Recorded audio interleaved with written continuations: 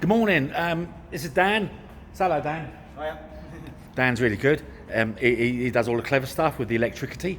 Anyway, look, Dan's been helping wire up this battery. So we've got this battery. It's a big old boy, it is. But look, let me show you something on here, right?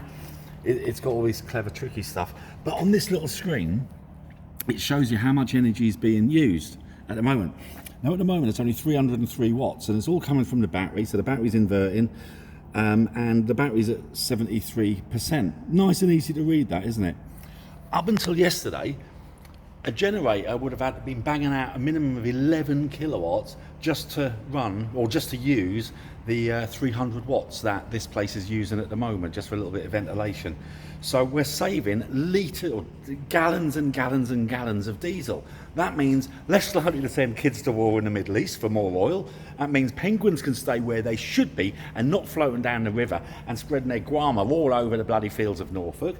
And we can live in a bit of peace and harmony because we ain't having to make shitty political decisions to go to war for more oil and diesel. So all you need to do is, if you've got solar panels, right, on a factory or a school or like in a field and all that sort of stuff, give us a bell, and what we'll do, we'll have a chat with Mark and we'll get one of these, and then me and Dan will pop along and we'll plug it in for you, and we'll save a little bit more with the planet. Yeah, we'll do it over night time as well as daytime. So construction sites, schools, anywhere where there's diesel generators, but also if you've already got solar, it's a really, really simple battery in a box solution.